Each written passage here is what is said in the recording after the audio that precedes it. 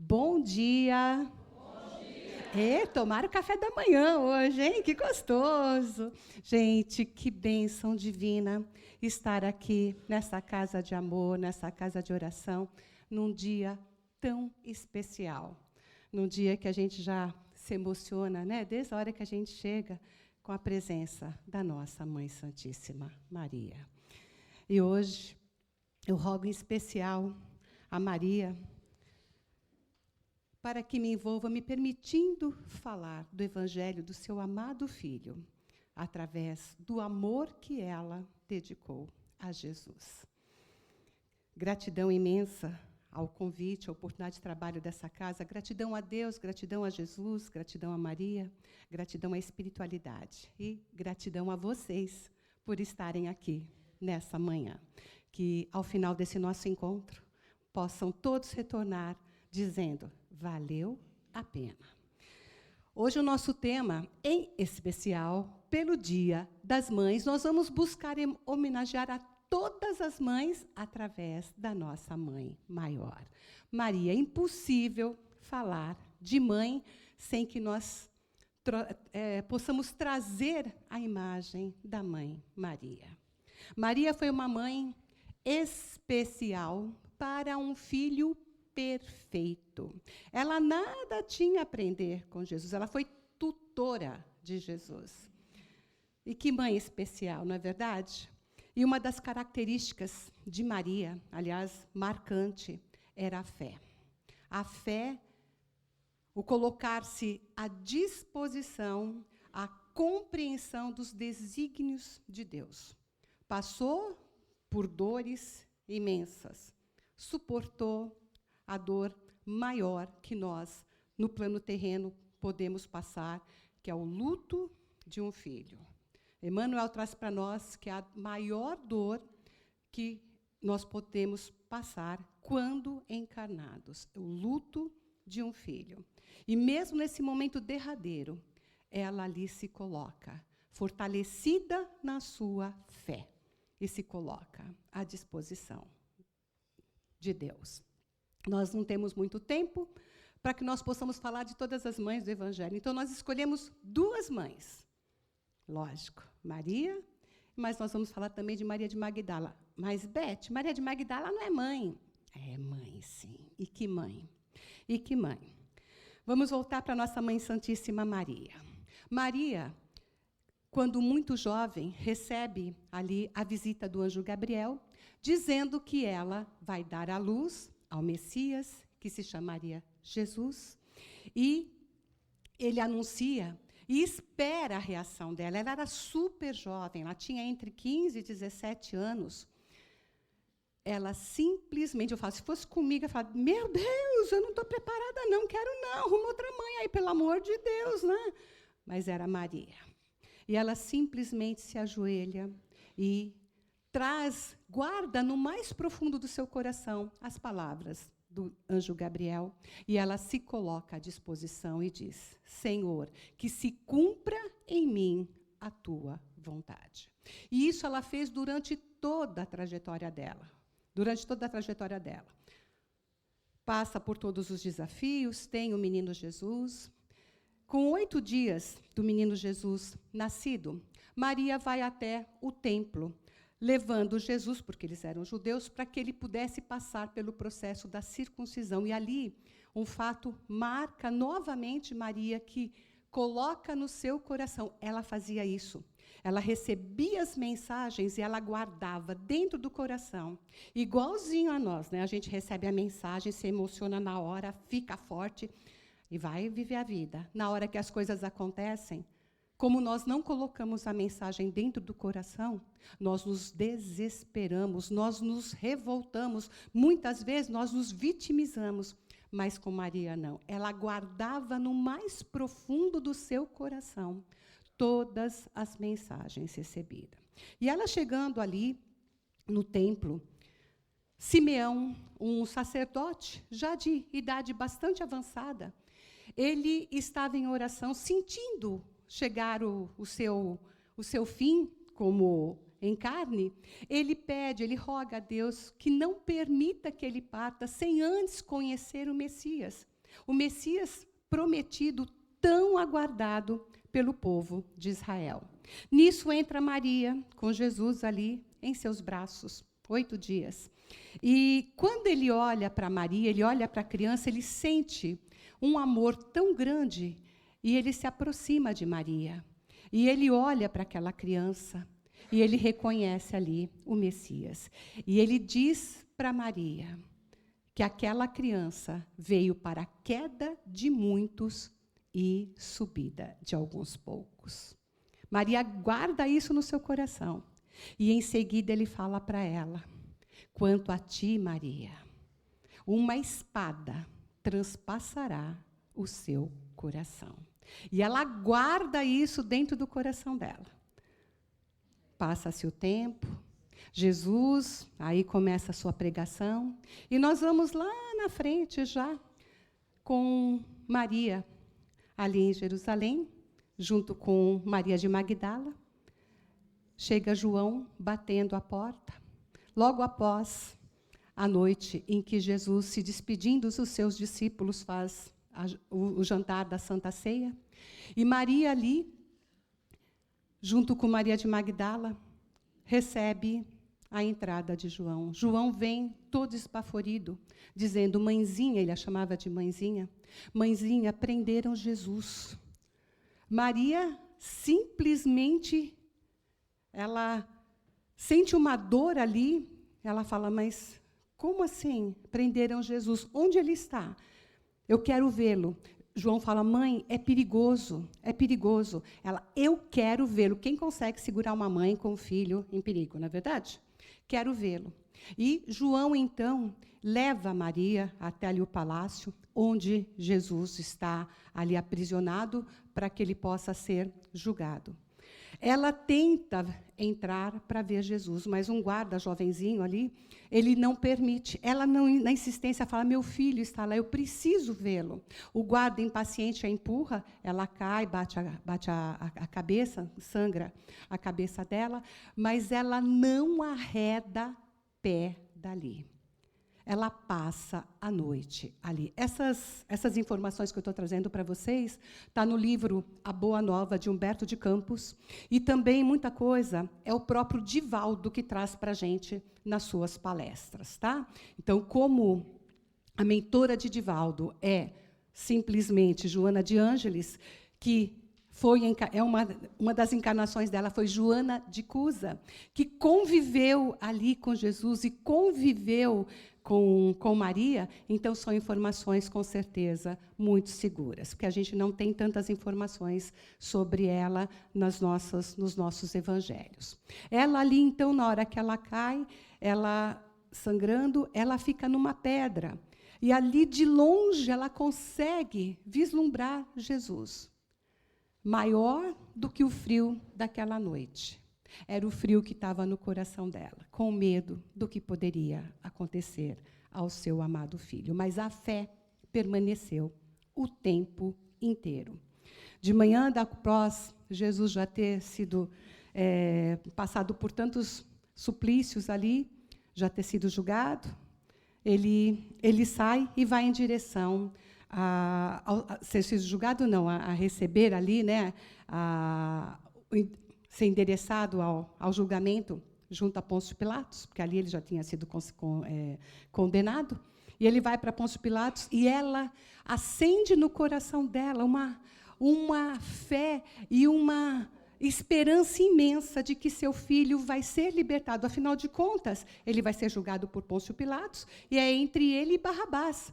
E seu filho só tinha feito bem. Quantos ali estavam que ele havia curado? E ela tinha certeza que ele seria liberado. Mas ela segue Jesus. Quando Jesus sai dali, os olhares dos dois se encontram, sem dizer uma única palavra. Ela recebe do seu amado filho a mensagem: seja forte. E ela segue. Ela segue acompanhando, ela acompanhou todo o Calvário, todo o martírio do seu filho tão amado. Ela segue. Jesus é condenado, Jesus vai para a crucificação, e ali, diante daquela cruz tão infame, somente 4 pessoas estavam. Pedro, discípulo de Jesus, havia negado Jesus, Judas havia se suicidado, e os outros 10 discípulos, com medo do que poderia acontecer, todos desapareceram. Mas ao pé da cruz estava Maria, a mãe de Jesus, Maria de Magdala, uma irmã da mãe de Jesus, e o apóstolo João. Aliás, os 9 haviam, né? Porque João estava ali. E naquele momento ali, ela acompanhando aquela dor do seu filho e sentindo a dor no coração, ela lembrou-se do que estava guardado no seu coração, da mensagem que Simeão havia dito para ela quando Jesus tinha apenas 8 dias. Quanto a ti, mulher, uma espada transpassará o seu coração. E ela sentia essa espada não só transpassando, mas revirando todo o seu coração. Essa é Maria, nossa mãe Santíssima. Aí nós vamos para Maria de Magdala. Maria de Magdala, nos evangelhos, em momento nenhum, ela é tida como prostituta. Em momento algum. Vem a palavra pecadora, mas para aquela época, pecadora, porque Maria de Magdala, por que Maria de Magdala? Porque ela vivia na cidade de Magdala. Magdala era um porto onde haviam muitas pessoas ricas, porque era um porto muito importante, onde chegavam as embarcações, né, com mercadoria, e ali funcionava como um grande comércio. E Maria de Magdala. Por que Maria de Magdala? Porque vivia ali e as mulheres eram conhecidas, né, como as que eram casadas. Então, era Maria, por exemplo, Joana de Cusa. Joana de Cusa, mulher de Cusa. Mas, como ela não era casada, então era o local. Por exemplo, Jesus. Os homens eram associados ao lugar que vinha. Jesus, de Nazaré. Tá? José, de Arimateia. Então, ela... Maria de Magdala, porque ela é Maria da cidade de Magdala. O que a gente sabe sobre ela? Uma mulher rica, tinha um lugar, habitava num lugar muito lindo, convivia com, eles falavam como cortesã, mas, na realidade, ela escolhia os parceiros. Ela não ficava com qualquer um, ela escolhia os seus parceiros. Tinha um estilo de vida muito rico, mas trazia dentro de si uma tristeza imensa, um vazio imenso. Tinha um coração muito bom, era humilde. A sua casa nem sempre estava aberta para os homens, mas jamais fechada para aqueles que necessitavam. A ordem que ela dava aos seus servos: porta sempre aberta para quem precisar de uma moeda, precisar de um alimento, jamais fechem as portas para essas pessoas. Então, os servos tinham essa ordem dela. Mas ela vivia numa tristeza muito grande. Tinha toda a riqueza do mundo, mas trazia dentro de si uma melancolia. E conta Divaldo, através aí da Joana, que muitas e muitas vezes, ao final das festas, ela se recolhia, ela tinha muitos esses momentos, ela se recolhia em seu quarto, e ali ficava. Hoje nós falaríamos que ela estava num momento de depressão, mas naquele tempo ela ficava num processo de melancolia, apagava as luzes e ficava olhando o horizonte com os olhos vidrados. Ela já havia tido contato, não com Jesus, mas com os ensinos do Cristo. Ela já havia ouvido algumas pregações de longe, bem longe, mas se sentia extremamente não merecedora das mensagens de Jesus. Tanto é que, quando ela começou a ouvir, começou a incomodar as festas, as músicas, toda aquela vida suntuosa que ela vivia. Mas um fato mudou muito, mudou completamente a vida dela. Ela estava andando ali com a sua liteira, seus servos a levando, fechada ali por tecidos, né, como se fosse uma espécie de uma carruagem, mas ali carregada pelos servos. E, de repente, um mendigo aparece e pede para que ela lhe dê uma moeda. Está fechado. Os servos já sabiam que, quando viesse alguém assim, que eles não poderiam expulsar, porque ela atendia. E ela, então, de dentro da liteira, a hora que os servos passam, o mendigo fala: me ajude, preciso ver o Messias. O Messias está aqui, ele está em Jerusalém, eu preciso vê-lo, mas eu não tenho condições de vê-lo. E ela, então, ela abre a cortina e conversa com ele e fala: por que você quer ver o Messias? Ele fala: porque eu sei que ele pode me curar. E então ele abre o seu casaco e mostra o corpo em chagas. Ele estava com lepra. Ela, então, joga uma moeda para ele de ouro e fala para ele: vá ver o teu Messias, mas pergunte para ele se, além de curar a lepra do corpo, se ele cura a lepra da alma.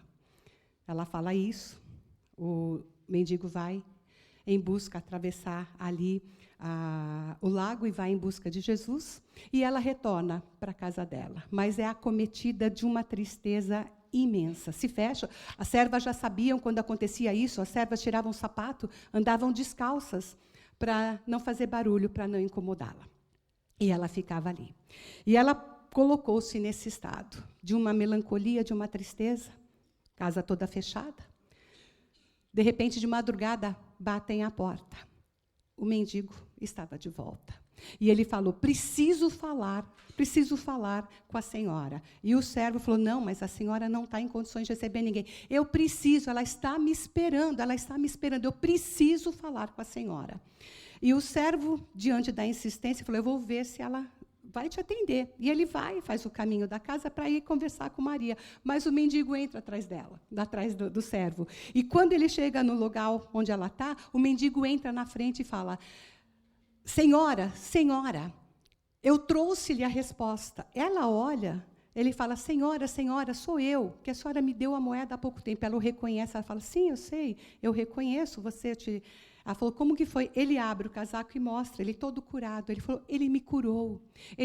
E eu perguntei para ele, senhora, e ele me disse que sim, que ele pode curar as lepras da alma. Vamos, senhora.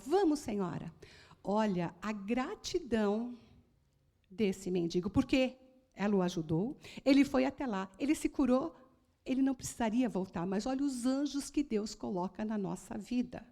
Ele voltou trazendo a resposta, mas não só voltou, ele insiste, ela não queria ir, ela estava num momento de tanta dor ali. Ele falou: vamos, senhora, vamos. As servas falam: senhora, coloque o seu casaco, vá. E ele, então, ele a leva, eles vão na embarcação, atravessam, e ele a leva até Jesus. Jesus estava na casa de Simão Pedro. E quando ela chega, já é alta madrugada, já é alta hora, quase não tem ninguém ali, e ela vê a porta da casa de Simão Pedro entreaberta, mas ela tem medo de entrar, e ele fala: vai, senhora, ele te aguarda. Vai, senhora. E ela, então, ela adentra, ela abre a porta. Essa passagem está linda nesse livro A Boa Nova. Tá? Ela tem bem relatada, eu estou resumindo ali, mas é lindíssima essa passagem, relatada por Humberto de Campos, no livro A Boa Nova. Ela adentra. Quando Jesus a vê, ele sorri para ela. Naquele sorriso, ela sente o acolhimento, como a gente faz aqui na Casa Fraterna. Quantos de nós chegamos com o coração dilacerado e tantos trabalhadores só olham para a gente, às vezes não falam nada, mas aquele sorriso diz para a gente: seja bem-vindo, você é muito bem-vindo. Seja bem-vindo em nome de Deus. E ele, então, sorri para ela. Aquele sorriso acalma o coração dela e ela se sente, então, acolhida e ela espera e conversa com Jesus. E quando ela começa a conversar com Jesus, ela começa a chorar dizendo: Senhor, sabes que eu sou fruto do pecado. Trazia uma crença muito grande de uma grande pecadora que não merece nada de bom. Jesus, ao ouvi-la dizendo isso, ele fala para ela: Deus, ele não condena a quem quer que seja. Não existe pecado eterno. Não existe pecado eterno para Deus. Então, Deus te acolhe, desde que você queira modificar. Ele desconstrói essa primeira crença que ela tinha de que ela jamais poderia acessar a Deus. Inclusive, ela fala: eu tenho ouvido a sua mensagem, mas pecadora como sou, será que Deus vai me acolher? Jesus, então, de novo, ele desconstrói, né? E ele fala para ela uma passagem que a gente conhece bastante. Ele mostra uma casa ali bem abandonada, e ele mostra a casa e fala: mesmo numa casa totalmente abandonada, totalmente, né, em pedaços, observa como crescem flores. A casa, ele não fala que é ela, ele fala que são as pessoas, é a humanidade. E as flores, ele fala que é o amor de Deus, que entre aqueles buraquinhos ali, insiste em crescer, abençoando, iluminando, né, embelezando. Aquilo acalenta o coração dela de uma tal forma. E então ele fala para ela: vá, Maria, ame. Quando Jesus fala isso, Jesus é um psicólogo fantástico. Quando Jesus fala isso, ele acessa a segunda grande dor de Maria. Ela fala assim: mas, Senhor, eu tenho amado, eu tenho feito isso, mas eu tenho uma necessidade tão grande do amor, eu não sinto essa alegria, eu tenho amado. Naquele momento, ela disse para Jesus: Senhor, eu tenho buscado esse amor em vários homens, mas eu não encontro esse amor, e fica um vazio tão grande. Jesus, então, ele não diz para ela: você não entendeu nada, não é isso que eu estou falando. Ele fala: sim, Maria, eu sei que tens amado. Ele valida aquela informação dela, e então ele complementa: mas o verdadeiro amor, Maria, não é o amor que quer ser amado. O verdadeiro amor, Maria, é o amor que ama. Porque o amor, aquele amor que cobra, a gente quer se sentir amado. Quem não quer? É a nossa necessidade ainda, porque nós ainda não entendemos esse amor. E ele fala para ela: o verdadeiro amor, Maria, é o amor que doa, é o amor que faz, é o amor que não espera, é o amor que não precisa ter aquele retorno. Lógico, todos nós queremos ter, mas sem a necessidade. E ele então acessa, ele vai através disso, ele vai acessar a dor maior de Maria. Porque quando ele fala desse amor que entrega, qual amor que ele fala? Amor de mãe. Ele fala: vê as mães, Maria. E olha o importante, hein? Jesus fala de um amor de entrega, um amor que até causa dor, mas não um amor sofrimento. É muito diferente, tá? Muito diferente. O que é um amor de dor? Vamos pegar a mãe de novo, né? Na hora do parto, diz que eu não sei porque eu não sou mãe. Eu só sou mãe do Mickey, da Pateta, da minha ursinha, das minhas bonequinhas, que eu pareço criança, vocês não fazem ideia. Eu tenho um quarto cheio de bonequinhos lá, que são meus filhinhos lá. Eduardo falava para mim assim: já pôs seus filhos hoje para tomar banho, porque eu penduro eles lá, pendurada no varal, e ele passava lá: ai, que dó! E tirava. Mas uma mãe, numa hora do parto, é uma dor. Mas não é uma dor, sofrimento, porque é uma dor que depois ela está com aquela criança e não tem felicidade maior. De novo, ele traz o exemplo, a dor da mãe. A mãe que vê teu filho doente e cuida do seu filho, passa a noite ali, como Maria fez. Passou a noite tentando ter uma notícia do seu filho. É uma dor, mas não é aquela dor que traz para a gente aquele sofrimento que a gente se entrega. Quando ele fala isso, Maria, então, fala para ele, Maria de Magdala fala para ele, então, da sua dor maior. Ele vai ali, na mais profunda ferida, ela fala, olha o termo que ela usa: desgraçada de mim, Senhor. que não posso ser mãe. Ela se sentia como se ela fosse uma... Muito forte essa palavra, não usem, tá? Desgraçada de mim.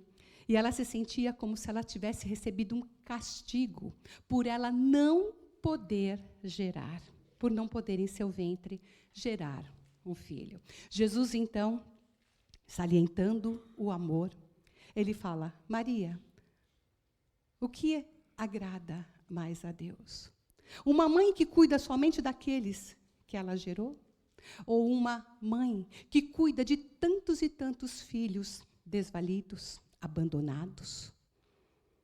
Ela para, a hora que ele fala aquilo, ela sente tocar no mais profundo do coração dela, é como se tivesse cortado um fio que ela estava pronta para receber a mensagem, para se transformar, porque ela estava pronta, mas ela não sabia como fazer. E Jesus ali, acessando as suas dores mais profundas, ele a liberta para que ela possa, então, ser a verdadeira Maria de Magdala. Ela, quando recebe aquela mensagem, ela sente pela primeira vez o seu coração preenchido. Ela sente alegria em seu coração. E então, ao invés de reclamar, pela primeira vez, ela fala, o que ela vai fazer? Ela fala: Senhor, eu vou amar. Eu vou amar aos filhos abandonados, eu vou amar aos irmãos abandonados, eu vou amar, Senhor, eu vou amar. Ela entendeu a mensagem, e a partir daí, ela muda completamente. Sabe quando Paulo de Tarso está chegando ali, e ele cai do cavalo, e que vem a voz de Jesus e fala: Paulo, Paulo, por que me persegues? É o momento que acontece com ela. Quando Jesus fala para ela desse amor e o que é ser mãe, ela entende. E ela muda completamente a sua vida. A partir daí, ela se desfaz dos seus bens, não passa a ser uma mulher pobre para seguir Jesus, porque mesmo uma mulher pobre não poderia estar seguindo Jesus, porque precisava se manter, não tinha como manter-se. Então, ela se desfaz dos seus bens, mantém alguma coisa para que ela possa seguir, mas passa a viver de uma forma muito humilde. E, a partir daí, nunca mais ela deixou de seguir Jesus.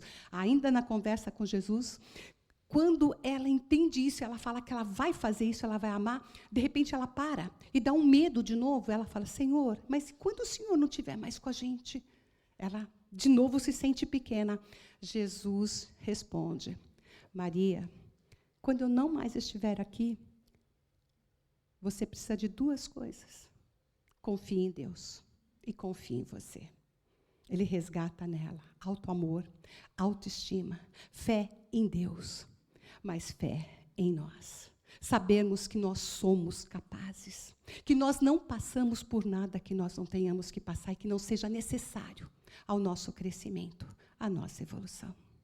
E ela segue. Maria de Magdala foi a primeira a estar na madrugada depois que Jesus foi crucificado, sexta-feira, 3h, e às 6h começa o sabá, que não pode ter ninguém na rua, né, um recolhimento total. Então, quando Jesus é retirado da cruz, não tem tempo de fazer absolutamente nada. José de Arimateia e Nicodemos são os dois que retiraram ali Jesus da cruz. Ele leva o corpo de Jesus lá para o seu sepulcro. Maria sabia onde era, porque ela foi a primeira, logo de manhã. No sábado não puderam fazer absolutamente nada. No domingo, antes do raiar do sol, tipo 4, 5 horas da manhã, Maria, mais um grupo de mulheres, Maria de Magdala, mais um grupo de mulheres se dirigem até o sepulcro com perfumes, com lençóis, para poder cuidar do corpo de Jesus. E ela é a primeira, quando ela chega ali, e ela vê que não está o corpo de Jesus, vê a manta que estava envolvendo Jesus dobradinha, olha o detalhe, dobradinha ali. Ela se assusta e fala: meu Deus, cadê o corpo do meu rabi? E ela se assusta, e tem um anjo. Ela não percebe que é um anjo, mas tem dois seres, um nos pés e outro na cabeça, que seria nos pés, na cabeça de Jesus. E eles olham para ela fica totalmente sem chão, ela volta. As outras mulheres que estavam com elas, todas saíram correndo para avisar os discípulos, somente ela ficou. E quando ela ali fica, ela se sente, aquela dor que ela sentia antes, parece que está querendo voltar. E ela se sente desesperada, como se acabasse tudo para ela. E então ela ouve a voz: mulher, por que choras? Essa voz vem dos anjos. E ela fala, vem dos anjos dali. Ela fala, cadê o corpo do meu mestre? Levaram o corpo dele, eu não sei para onde foi. E ela continua nessa tristeza, e então ela ouve uma voz acima. Maria, por que choras? Ela não reconhece Jesus. Por quê? Porque Jesus não estava no seu corpo físico, ele estava no seu corpo luminoso. Por mais que ele mantivesse as características. Tanto é que, as primeiras vezes que ele apareceu, ninguém o reconheceu, só quando ele falava. E ela, então, quando ele fala, Maria, ela reconhece na voz, e então ela reconhece Jesus. Ela reconhece Jesus. E ela é a primeira, quando ela vai para tocar, ele falou, não me toques, porque eu ainda não acendi a meu Pai, que está nos céus. E ela fala para ele fala para ela, vá, avise os discípulos que eu estou vivo. Então, é para ela que Jesus aparece a primeira vez. É para ela que Jesus pede para que dê o recado. A transformação dessa mulher. E depois do passado, quando os discípulos, né, que agora já não eram mais os discípulos de Jesus, eles passaram a sair de 2 em 2 a pregar o evangelho, ela não pôde ir junto. E ela ficou ali. Mas, de repente, ela estava na praia, sentada na pedra, sentindo uma saudade de Jesus e uma tristeza. Começou a querer se acometer dela novamente. Veio um grupo de leprosos. E eles, então, falam, nós viemos para ver o Rabi. Nós sabemos que ele pode nos curar. E ela, então, disse que eles haviam chegado tarde, que o Rabi havia sido crucificado. E ela conta toda a passagem, e ela começa a contar dos ensinos dele. Aquilo acalenta o coração dela, e ela, de novo, se sente acolhida. E ela vai para o Vale dos Leprosos, com os leprosos. E ali, ela cuida, ela acolhe a todos. Passa a ser uma mãe do jeito que Jesus ensinou. E no final da sua vida, quando ela também contrai lepra, quando ela já sentindo o seu desencarne, Jesus vem buscá-la e diz para ela, Maria, por muito amar, vim buscar-te. E ela vai com Jesus. E nós vamos voltar para Maria. Maria, nossa Mãe Santíssima. Ao final da sua vida, ela que agora morava em Éfeso, ali na Turquia, junto com João, que havia sido ali, no momento derradeiro, Jesus a transforma como o filho e a transforma como a mãe de toda a humanidade. Naquele dia em especial, sentindo uma tristeza imensa, uma saudade de Jesus. Ela que ali socorria peregrinos e acolhia, eles sempre vinham, todos a chamavam de mãe. De repente, ela está sentada ali, sentindo uma tristeza, naquele dia em especial, uma saudade do seu filho. Sentado, olhando para aquele mar. Chega um peregrino com uma capa e ele fala, mãezinha, vim fazer-te companhia. Ela ouve aquela voz e toca o mais profundo do seu coração, mas ela estava acostumada a ser chamada de mãe, porque ela é chamada de Mãe Santíssima. E ela, então, o convida a entrar. Ele entra, começa a falar do Evangelho de Jesus, e ela pensa, quem é esse que fala do Evangelho do meu filho? Dessa forma que toca o mais profundo do meu coração. E então ele estende as mãos para ela e fala, mãezinha, vim buscar-te. Porque o meu Pai, que está nos céus, quer que a senhora seja no céu, a rainha dos anjos. Quando ele estende as mãos, ela vê as chagas e ela reconhece seu filho, Jesus. Imediatamente ela olha para os pés e vê as chagas. Quando ela vê isso, ela faz a menção de jogar-se, de prostrar-se aos pés de Jesus. Jesus, o governador planetário, o ser mais puro que já pisou na orbe terrena. Ele não permite que a sua mãe se ajoelhe aos seus pés. Ele se coloca aos pés da mãe, como a dizer-te gratidão e reconhecer a mãe, que lhe serviu de mãe, aquele ser de luz que lhe serviu de mãe, para que ele pudesse, na terra, realizar a sua missão.